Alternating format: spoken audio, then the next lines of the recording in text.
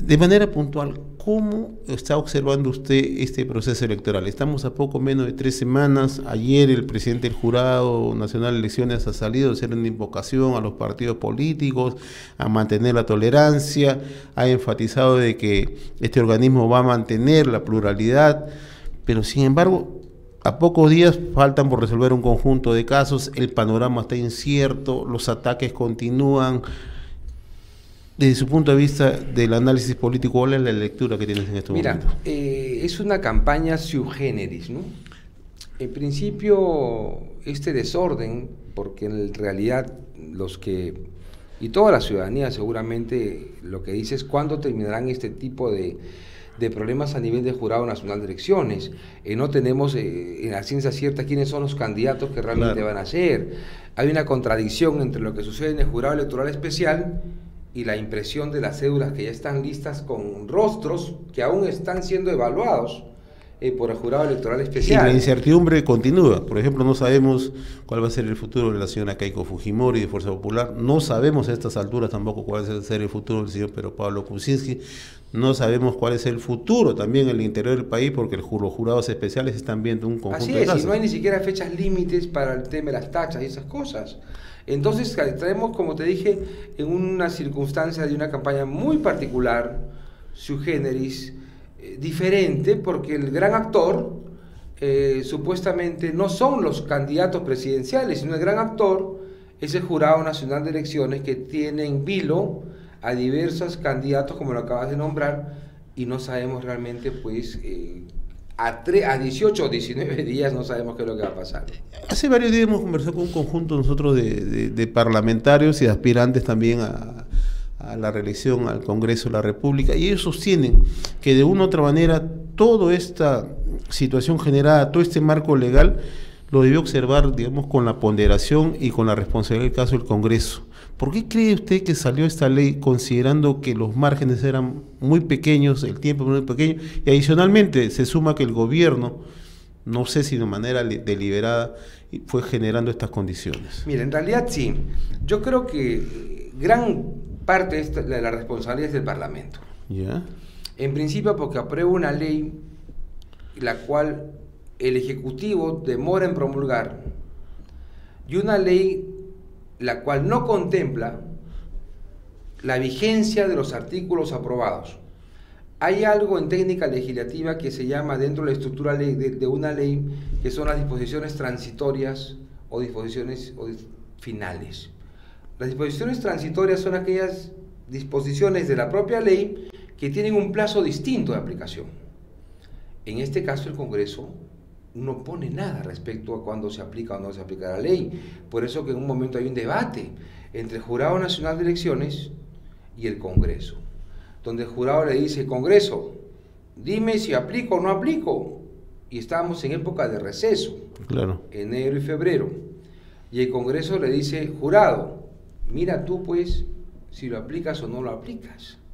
Entonces, parte de la responsabilidad es el Parlamento por no hacer unas cosas claras. Además, o el debate de las reformas a la ley de partidos y artículos sobre las elecciones no es un debate que fue producto en el año 2015, no, fue un debate que empezó 2 años atrás, y venían con el tema de los cubileteos, de las cosas, y no llegaron a ponerse de acuerdo, porque además de esta magra experiencia que ha pasado el Perú en estos meses, lo que tenemos que evaluar es modificar totalmente el proceso electoral nacional. Tenemos que pensar que el proceso electoral, por lo menos, debemos conocer los candidatos un año antes de la elección, para que los primeros 3 meses de la convocatoria de ese año anterior se diluciden todos los problemas de carácter procesal. Todos esos vicios procesales que se pueden presentar en el camino, resolverlos y en el primer tercio del año. Así es. Y hacer como en otros países, en el cual no solamente hay un debate de todos los candidatos que están expeditos para ser electos. Y la pregunta que se hace seguramente el oyente que nos sigue en el interior del país: ¿y por qué no se hizo eso? Mira, porque al parecer, en mi opinión, lo que nos falta a los legisladores es un poco de sentimiento por el país. Hay mucho cálculo político. Ahí está el problema, ahí estriba el tema central. Demasiado cálculo político. Entonces se mueven las cosas en función a los intereses de los partidos, pero no a los intereses de nuestro país. Porque si realmente la clase política quisiera que elijamos los peruanos con tranquilidad, que elijamos los peruanos sobre propuestas, sobre debates, haríamos una ley que permita que se conozcan los candidatos y, como te decía hace un ratito, Tocayito, tengamos diversos tipos de debates presidenciales sobre diversas materias, y no como sucede hoy, que hemos tenido uno auspiciado por el Colegio de Periodistas, claro, hace unos meses. Ahora vamos a tener otro que lo auspicia la OMPE, me parece. En efecto, sí. Entonces estamos pues sujetos simplemente a lo que las entidades del Estado nos puedan proporcionar, en este caso los periodistas, para un debate, pero no como pasa en los Estados Unidos, por ejemplo, donde hay debates permanentes en materia educativa, de materia de transportes, materia económica, y en el cual no solamente debaten los candidatos, debates también los equipos técnicos de los partidos, cosa que no vemos aquí en el país, ¿no? Ahora, ¿esto no fue advertido en su momento por el Jurado Nacional de Elecciones? Sí, el jurado lo que hizo fue advertir y decirle: Congreso, apúrate pues, Congreso, tome en cuenta estas reformas, por ejemplo, para transparentar el ingreso público a los partidos, ¿no? Para hacer que el Estado también pueda financiar a los partidos políticos, que en mi opinión es una cosa buena y que de repente hay que profundizar un poquito para que la gente entienda por qué es importante que el Estado financie a los partidos políticos. Porque había necesidad de hacer una serie de modificaciones, y el Congreso lo que hizo fue aprobar algunas modificaciones, pero no las más relevantes, ¿no? Eso es lo que ha sucedido. Bien, estamos conversando en esta oportunidad con el doctor José Chevasco Piedra, analista en temas políticos. En su momento se desempeñó como oficial mayor del Parlamento Nacional y columnista permanente en el diario Perú 21. Ya se incorpora como cada día Carlos Cabrera. Buen día, Carlos, ¿cómo estás? Buenos días, José. Carlitos. Buenos días. ¿Qué Hola, tal, hermano? Don José? Saludo a todos nuestros amigos que nos siguen a través de nuestras plataformas digitales en rcrperú.p y a nuestros amigos que están en nuestras emisoras enlazadas en provincias. Bien, Bien. No, nos plantea el doctor Chevasco la necesidad justamente del financiamiento de los partidos políticos de parte del Estado. ¿Por qué resulta eso importante? Vamos a ver. En mi opinión, los que forman los partidos políticos son los que van a administrar los recursos públicos del país, porque de los partidos políticos salen los presidentes regionales, salen los alcaldes, salen presidentes de la República, también parlamentarios. Entonces, ¿qué pasa? Siempre se ha visto de que esta gente, de alguna u otra manera, se agencia dinero para poder formarse. Y buscan entidades privadas para poder formarse en materia de gestión pública. En mi opinión, las verdaderas escuelas de gobierno son los partidos políticos. Entonces, el Estado, para evitar que el partido político se financie con dinero de dudosa reputación, lo que debe cuidar es que el militante del partido político sea formado en materia de gestión pública, sobre todo para salvaguardar el uso del dinero público. Porque hay muchos militantes de los partidos políticos de que llegan por la voluntad popular, sí, a ocupar cargos importantes como alcaldes, regidores, pero llegan por la simpatía popular, pero no se han formado para administrar el recurso público. Tenemos, por ejemplo, en el interior del país mucho alcalde que llega a gobernar un municipio, pero como no está formado, cae en mal uso del recurso público, cae en las denuncias, cae en la corrupción, cae en el tema de lo que se llama cuando tú derivas un fondo distinto a otro. ¿Por qué? Porque el Estado no se preocupa para formar a la persona que en el futuro va a administrar el recurso de la patria. Entonces, eso no es un gasto. El Estado tiene que invertir en la persona que va a administrar el recurso público. Por eso es que yo creo que el financiamiento público al partido político es necesario, pero el financiamiento debe estar dirigido a la formación académica y técnica del militante.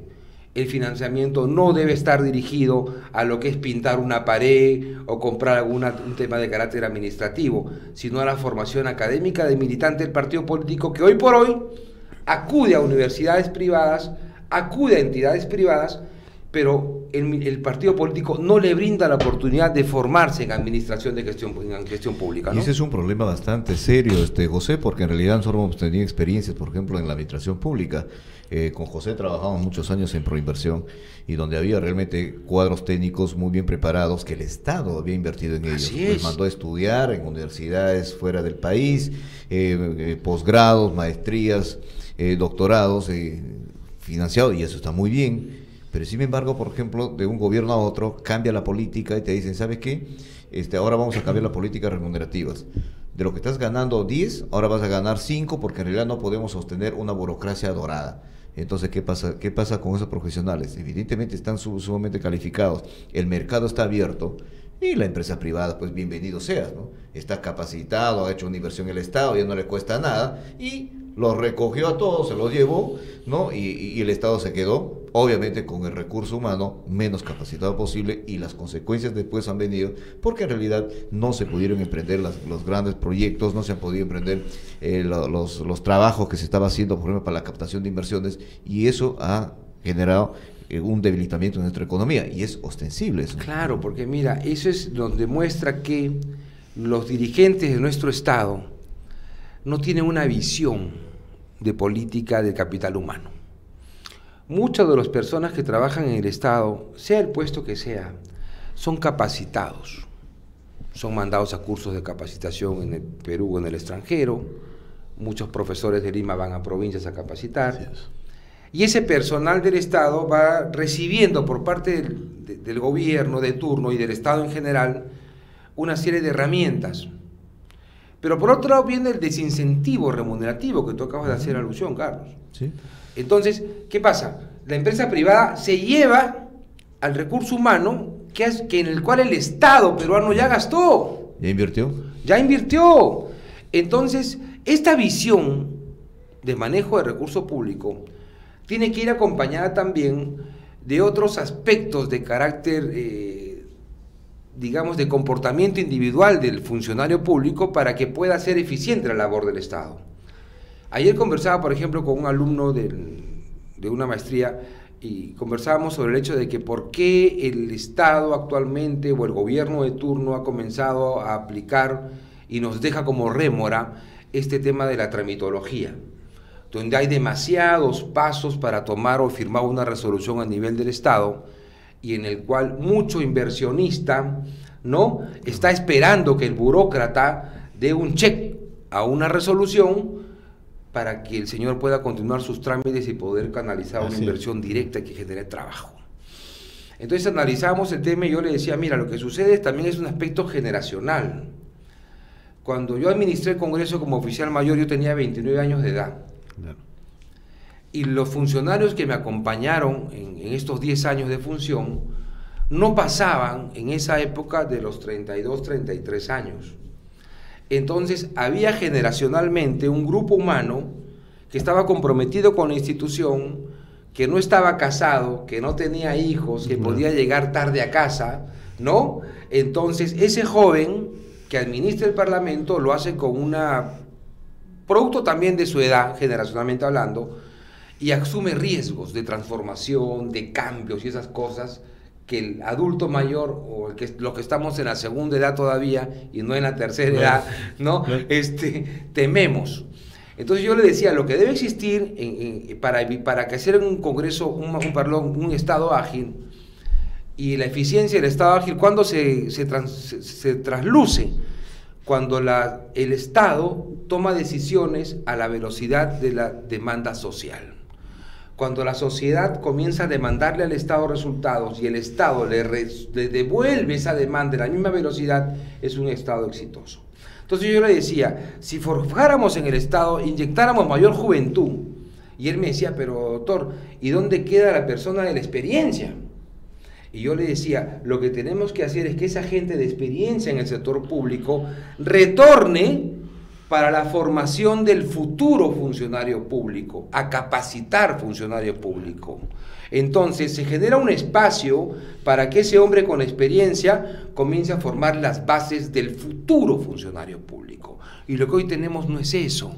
Tenemos una serie, generacionalmente hablando, de personas de edad respetable, con mucha sapiencia seguramente, pero que se convierten en un corcho para evitar que fluya la sangre nueva, porque ese señor que ya debe estar formando cuadros, pero ya no debe estar tomando decisiones porque tiene dentro de su formación ya, de su edad, su familia, sus responsabilidades, una serie de aspectos que le evitan que él tome algunos riesgos.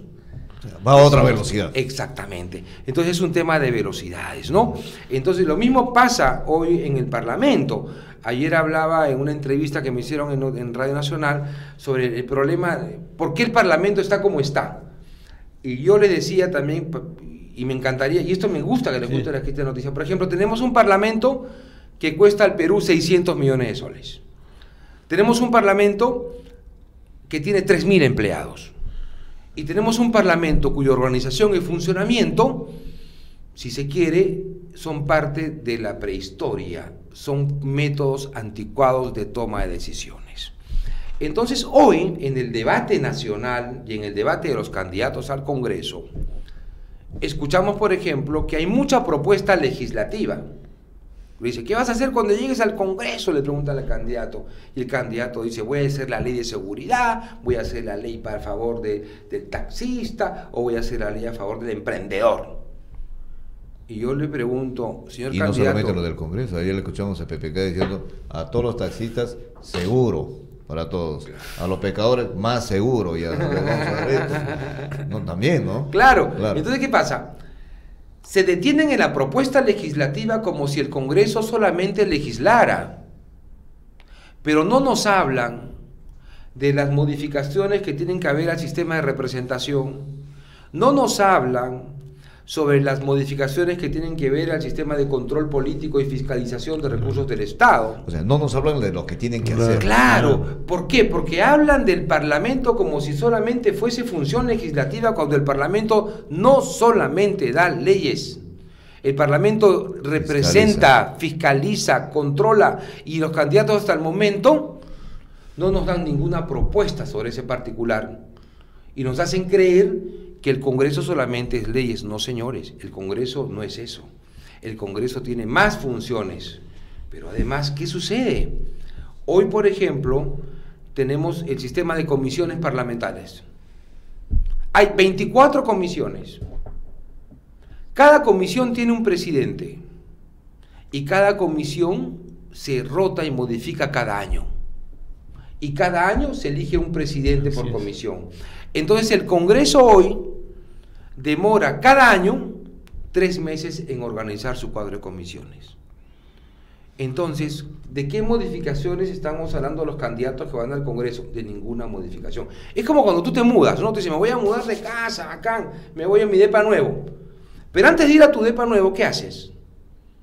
Llegas al depa, le pones las cortinas, compras los muebles, pones tu camita, comienzas a arreglar tu casa, comienzas a ambientar tu departamento, para cuando llegues a tu departamento, tienes un departamento ambientado para vivir. Entonces yo le pregunto a los candidatos al Congreso, una vez que sean electos y lleguen a esa casa nueva, ¿qué modificaciones van a hacerle a la casa para poder trabajar mejor? ¿Qué cambios van a hacer al funcionamiento? Por ejemplo, el tema del uso de la palabra, por ejemplo, el tema de los trámites que tiene que seguir un proyecto de ley antes de aprobarse, y una serie de cambios. Toda que la tiene, hermenéutica. Toda la hermenéutica parlamentaria, ¿no? ¿Te acuerdas? Eso ya me había olvidado ese término. Gracias por hacérmelo recordar. Entonces, ¿qué pasa? Entonces yo pregunto, ¿qué modificaciones vamos a hacer? Y, por ejemplo, mira, ni bien entra un congresista, toma juramento, ¿no? ¿Cuánto demora el juramento para ser congresista en la primera sesión? 6 horas.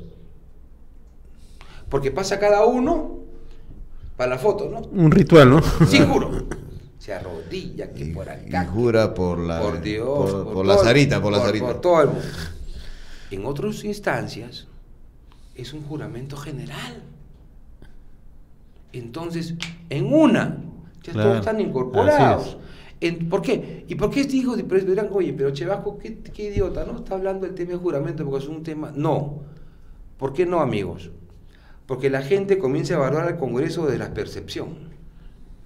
Porque ahora vivimos en el mundo de las percepciones. No, y lo que tú dices es interesante porque en realidad este tema, ¿no? Porque, ver, dices, ok, ya, se demoró 6 horas para juramentar, se demoró no sé cuántos días más para acomodarse, se demoró otra semana más para pedir, no me gusta este cuadro, quiero en mi oficina que tenga esto, o sea, unos 15 días más para pelearse por las oficinas. Sí, ¿no? y pelearse. Hemos tenido casos, acuérdate, de gente que ha hecho hueco en la oficina del otro para meterse a la oficina y ganarle. Intentos de desalojo. Sí, interno, ¿no? sí. No, pero aparte de eso. Y todos son inquilinos precarios. A todo eso. Te has demorado entonces 3 meses para instalar tus comisiones, todo. Y como tú dices, por ejemplo, es como yo me voy a mi departamento, lo acondiciono para vivir, lo pongo las cortinas, las luces, la grifería, lo dejo listo para estar tranquilos y descansar en mi casa. Y sin embargo, a nadie se le ocurre que al año, o sea, en diciembre, va a empezar nuevamente a cambiar las cortinas, a cambiar las luces, a quitar la alfombra, a sacar los muebles, a cambiar los artefactos. Entonces, porque eso te va a demorar otra vez todo el mes de enero, todo el mes de febrero, haciendo esos arreglos hasta el mes de marzo, y vas a seguir en ese ritmo. No puedes. Entonces, si eso es así, ¿a qué hora trabaja el parlamentario? Claro, además, son parlamentarios que pertenecen a 5 comisiones. Y todos los años cambian de estas 5 comisiones. Y tú ves al congresista corriendo de una comisión a otra, o no hay quórum. Oye, el parlamentario de acá, no, está en la otra sesión, tráetelo para que haga quórum y se regresa de nuevo a la comisión. Entonces, por ejemplo, Sí, eso tiene que cambiar. Y aparte de eso, hay otro tema, José, A ver. que es importantísimo. Y es un tema que es transversal al Estado, ¿no? Que es el tema de la corrupción. Entonces, en el Congreso hemos visto comisiones tras comisiones tras comisiones, y todas las declaraciones y toda la parafernalia que se hace en los medios de comunicación, y al final, como dicen, las conclusiones, nada. Y lo que dicen es, ¿sabe qué? Bueno, las conclusiones, que se vayan al Ministerio Público para que tomen las acciones pertinentes. ¿Para qué se meten a hacer una investigación si es que finalmente le van a entregar todo al Ministerio Público? El Ministerio Público ya tiene avanzada otra investigación, lo mismo, ¿no? Yo sobre el particular... ¿Qué significado tiene estar superponiendo esas funciones dentro del Estado? A ver, el Congreso es un órgano político, no es un órgano ¿Cómo se puede jurídico. mejorar en todo caso eso? Mira, yo al respecto tengo una propuesta media atrevida, y ahí seguramente algunos me van a criticar demasiado, pero creo que el proceso debe ser a la inversa. ¿Qué significa la inversa? El Congreso encuentra indicios de corrupción. Claro.